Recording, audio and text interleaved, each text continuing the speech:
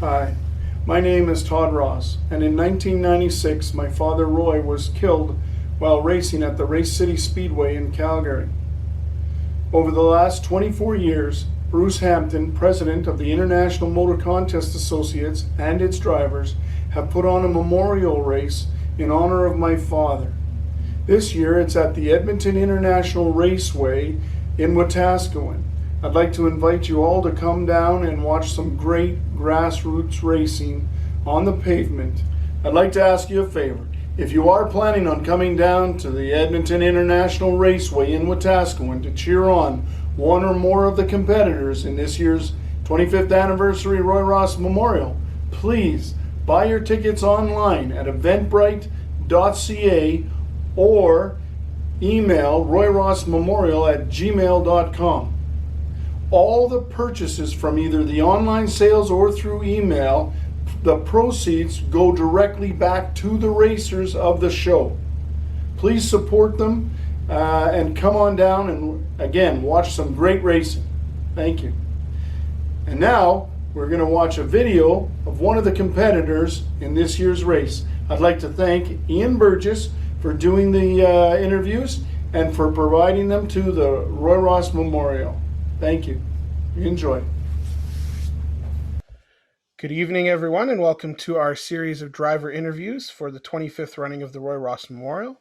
This year's event will be a two-day event held July 23rd and 24th at Edmonton International Raceway in Wetaskiwin, Alberta. At the beginning of this video, you heard a little bit about the history of the race from Todd Ross, who is Roy Ross's son. And the goal of these interviews is to give you a chance to get to know the drivers and hear about their racing journey and what the Roy Ross Memorial means to them. My name is Ian Burgess, and I had the pleasure of racing this event in 2011 and was able to win the Trophy Dash. The trophy I received in this event is proudly displayed in my house and gives me a chance to talk about Roy Ross and the race that was born out of tragedy. Tonight, we welcome one of the elder statesmen of the IMCA Modifieds, number 23, Mr. Barry McTavish. How are you doing tonight, Barry? Good, thanks, Ian. How are you? I'm doing well. You have the record that can never be taken away no matter what, is that you are the first winner of the Roy Ross Memorial, and I was around, but I didn't get to see the race. Maybe talk a little bit about that first race, maybe your leading up to the race, stuff like that, your early memories of this event. Yeah, it was a pretty big race for us at the time. My dad sponsored it the first year. And we kind of got lucky winning it, actually, because we were running second to Don Ross when he probably had it won, and somebody blew a motor with a few laps left in the race, and Dave Desher spun out in it, but he pulled in the pits, and when he come out, he was put a lap down. Well, when we started, they had floor dry in the bottom of the groove, and everybody was pretty tentative rolling through there. And Dave Dasher went by me on the outside, so I jumped out right behind him. We got by Donnie, and then that was it. There's only 3 or 4 laps left, so I didn't have a chance to catch up again. But big race for us and big win. It was awesome. Yeah, and I know for you, your dad was good friends with the Ross. You guys are good friends with the Ross family, but I know your dad knew Roy quite well, and maybe just talk about how the relationship between the McTavish and the Ross family. Yeah, it actually started with my dad racing. Roy and them lived down the street about 5 or 6 houses from us, and he heard my dad's race car start up one day, so he come down to see what was going on, and they struck up a friendship, and he ended up buying a car himself that he never did run back then in like 74, 75, and then they just stayed friends throughout all of it. And then we, another friend of ours, Emil Deep, put together a enduro car, and we helped him with that, and then Roy bought that, ran that a couple of times. Those were pretty fun. And then he bought a modified and started running with us. Yeah. Maybe just because you got to race with him and that I know he wasn't always the fastest guy out there, and Todd talks about that, but maybe just talk about his spirit as a racer and the way he was on the track and in the pits and stuff like that. Roy loved to be a racer. He loved to be around the racing family, and that was really his key. He wasn't there to win every time. He just wanted to have fun and hang out with everybody that was doing it. You know as well as I do, when you get into it, you become a part of that whole racing family, and it's a pretty cool family to be a part of. Yeah, we've had a few 2 a.m. dinners at Boston Pizza after races and stuff like that. And Oh, it is a lot. It is a lot of fun. You've been a part of the modified class for a long time, and you've been, you and Roger Bonneville and some of them are some of the longest members of this series. What keeps you in an IMCA modified, and doesn't get you running off and getting in a different kind of car? um, I love racing, and I would love to do anything in racing, but there's a lot of them that are just way out of our budget range. And that's one of the keys. I mean, don't get me wrong, racing isn't cheap even at IMCA level, but it's semi-affordable. It's the one that I can almost afford to run properly. And we've done it for a long time. They're fantastic cars to drive. They're a lot of fun. You have a small tire and a hard tire and a little bit of motor, so you can actually over motor the tires all the time. And it makes it so you have to drive the car. You can't just jump on the gas and go and be fast. Yeah. Your family has been a part of this, and I've been able to interview Justin and Colby and Cameron, and your brother Jeff used to run, and all that kind of stuff. What has it been like racing with your dad, with your brother, with your kids? Just talk about that a little bit. Actually, it's always been pretty fun. Jeff was always hard to race against. He was always a tough competitor. My dad was sort of in the Roy boat where he'd like to be there and he just wanted to be a part of it. I thought he actually had a couple of mains one and he kind of messed up right at the end or whatever, spun out. And, the racing with the boys is always a blast. Love racing with them. And that's two of my favorite memories from this race. I got to be in the front straightaway with both boys when they won. So I finished third, I think, when Justin won, and fourth when Colby won. That is pretty awesome. Yeah, I'm sure as a father, it's, like you said, your win of the Roy Ross is pretty memorable and pretty important, but I'm sure those are probably right up there next to your win as well, having both them be able to win this event. Yeah, now we just got to get Cam in there. That's true. Hey, he was talking. He's ready to go, he says. So oh yeah. Kind of cool. There's also been some cool events at the track. There's been a McTavish dash. There was a dash in memory of your dad, Gord. And I know you've also been a part of the Todd Knowles dash. What, a lot of races won't do this kind of stuff, and put in these special events. What does it mean to you when a guy like Todd Ross says, we're going to hold a special event for your family or for the Knowles family? What does that mean to you? Well, that's pretty cool that he can bring that into a race like this, because this race is really like there's not really any money in it, so it's all on prestige, and to have your family name added to it's pretty cool. Yeah, it's a pretty special thing. That one I got lucky. I won the dash for my dad, but we just rolled the dice for positions, and I happened to get the pole, so it made it pretty easy. Okay, I saw the 2009 your brother won that one, so it's good for you to get the revenge, and I'm sure you let Tyler win the one for his dad too. Yeah, that was all part of it. Yeah, we'll go with that.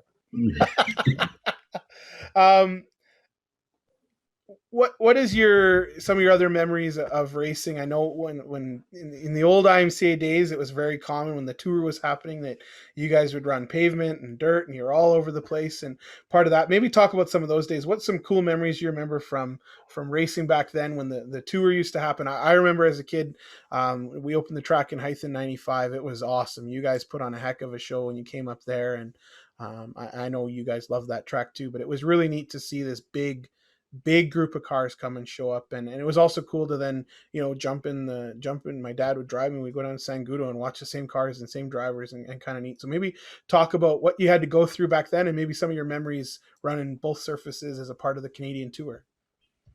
Actually, the dirt was a real challenge for us, but it also made us a better driver on the pavement. But there's a little bit of setup there for us. There was probably about 4 hours of changeover because we moved where the battery was, changed a whole bunch of stuff. Guys have figured that out a lot better now than we did back then.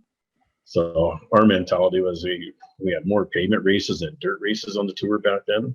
So ours was to capitalize on the pavement and hopefully survive the dirt the best we could. And I mean, we got lucky enough that a lot of the tracks back then, by the end of the night, changed more like pavement you were driving on. So we always had decent finishes, like top 3 or 5. But like I said, the dirt was definitely just a survival for us. It was a challenge. I know the first time I ever went on dirt, we got a video of that somewhere, and my brother and I, we put on a pretty spectacular, and that's very loosely and very sarcastic show that day and all over the place. And I left the track thinking I'm never going to run dirt again. This is garbage. It's like, then by the time I drove home, because we raced up in Calgary, we lived in Calgary at the time. By the time I got home, I was like, you know what?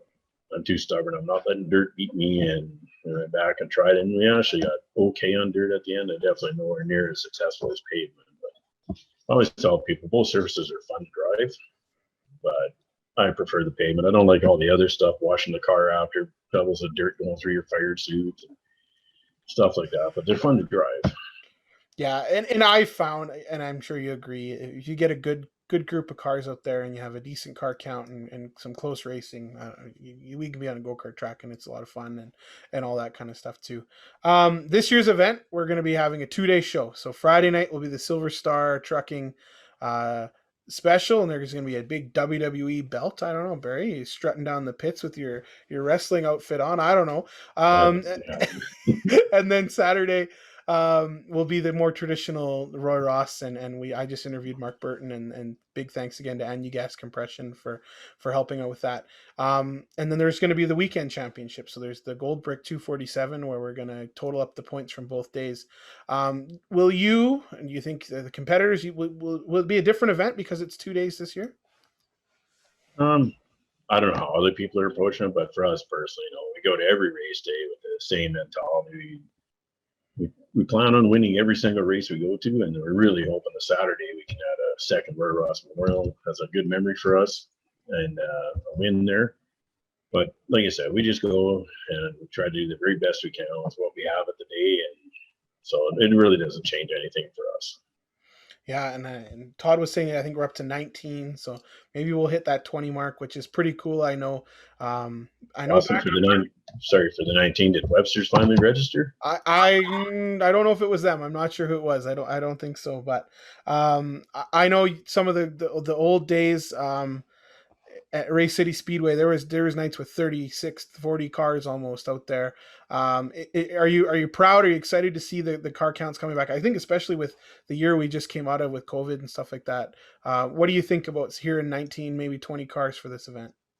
I think it's absolutely awesome. The more the better. We raced a lot with 20 plus cars back in the day, and we used to have a 20 car invert. So if you were the fast guy all day, you started 20th back then. It's good. It actually allows a lot more racing. One of the problems we've had in the past is some of the guys are so close now that when you only have 7 or 8 cars, they're all very close. So especially at Wetaskiwin, it's hard to pass on the outside of a car that's pretty equal with you.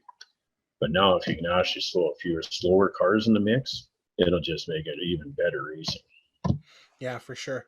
Let's talk a little bit about your car. I know you've been busy working and you've done a ton of work on it. What have you done to the car, and where is it at, and what's your game plan to get it ready for the Roy Ross Memorial? Actually right now it's sitting in the garage on its side. I have about 3 or 4 more hours of welding before it goes to powder coat, so hopefully that'll be tomorrow or Saturday.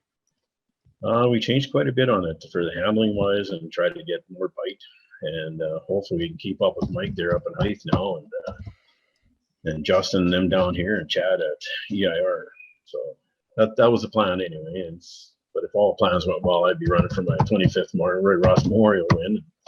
You know how that's gone. I've got one since the start. So yeah. And you build your own chassis, is that correct? Yes, and that's another thing. Every single one of our families wins in the memorial. I've been in our own chassis, so that's pretty awesome. That is a pretty cool thing. Yeah, I mean, most people are getting some kind of chassis built by chassis builders out of the States, but I think it's pretty neat to know, you're able to put your own design and your own all that up against some of these professional builders and able to win the trophy. What's the secret to getting the win at Wetaskiwin? I don't really get too many secrets out, but probably the biggest thing that's a challenge at Wetaskiwin is not overcharging the corners. Super easy to do there, especially corner 3. You got to hit your marks, and then this one here, and PJ's learned the hard way this a couple of times, is that you have to be patiently aggressive. You can't just be ultra aggressive. Like height is a track you can be very aggressive at. You can stay out of trouble, but with Tasman, if you get over aggressive, you get into trouble, and you, as BJ would know, pop tires. It's happened a few times, and then if you're too patient, you just get left behind. So it's a real balance between patiently aggressive. Yeah. Which one of your sons would you say drives most like you? Actually, we've had this talk a few times here. Justin, I think, is probably the best, or one of the best, seat of the pants driver. Like, he has such great reactions to whatever happens. And Colby is a very calculating driver and smooth. You know, like everybody else runs their tires off, and Colby's got tons of tires left. He's just so smooth. So if Colby gets to the front, you're probably not going to pass him because he just doesn't make mistakes when he gets there.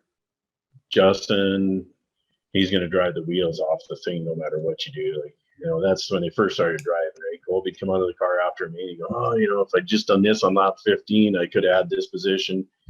Justin always got out, drove the wheels off, drove as hard as I could, had nothing left there. It's like, well, that's just the way it is. I think I kind of fit somewhere in the middle of that because I'm not as smooth as Colby and not as good a seat of the pants as Justin. So I kind of have to take a mix of all that into the middle somewhere.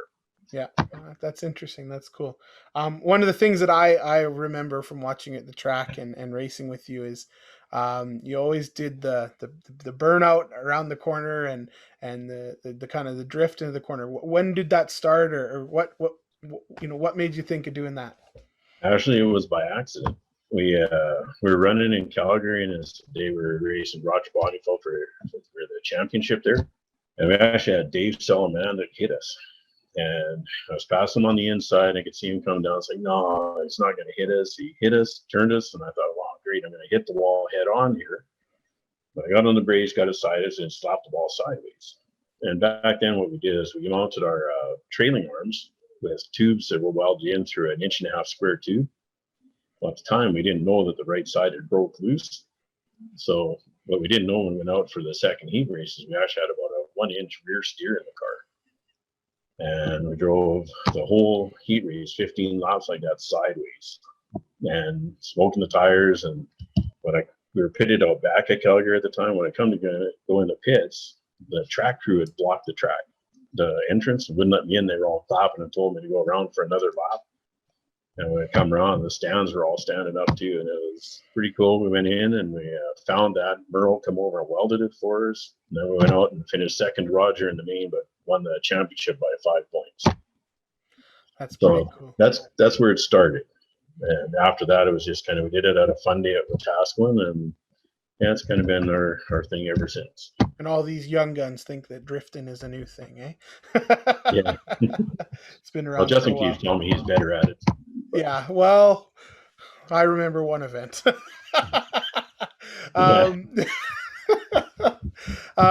Barry, thank you so much for tonight. Is there anyone you'd like to thank just for your race, you know, helping you out through your racing career, stuff like that? Actually, my dad helped me quite a bit. My wife and Nick helps incredibly now. And that's kind of it. I mean, we've never been really good at getting sponsors. That's kind of our weakest point. But there's been some people over the years that have helped us out, and we really appreciate that. Todd, got to thank Todd for doing this every year and keeping it going. There's a couple years that were pretty tough, and somebody could have let it go, and he kind of stuck with it and kept going. And then last, got to thank you for doing this. A lot of people don't know. For me, I'm pretty shy and introverted, and to have somebody that's a great interviewer to help you out and steer you through things is incredible, and really appreciate you doing this for all of us. I'm just glad I can learn some of these stories, learn some of the history, and don't sell yourself short. I know that in like you said, in some of those leaner years, you were a big driving force behind making sure this event kept going as well, and you know, get on the horn and getting drivers and throwing little bits of money we could together, all that kind of stuff. So thank you and your family for everything they've done. You know this, but you probably don't get told enough, but you know, your family is revered in Western Canada in motorsports, and that starts with your dad, but it's a big part of your legacy and Jeff's legacy and now the boys and the way you hold yourselves on the track. I don't know if I've ever seen you really upset at the racetrack, and you're pretty calm and collected. I know you've probably had your moments, but from what I've seen, at least maybe it's mostly in the car, and you deal with it, and you've always been a guy that pokes your head in a new driver's window and just says, hey, maybe think about this or think about that. And I just want to thank you for that. And it's not something you have to do, but I know it's something you do because you care about the sport and you care about the people in it, and you want it to be successful. So Barry, thank you so much for your dedication to this sport, to this class of cars. And nothing would make me more excited to see in the 25th year the 23 car back on that trophy, the first Me year and the too. 25th year. Be pretty cool. Thanks.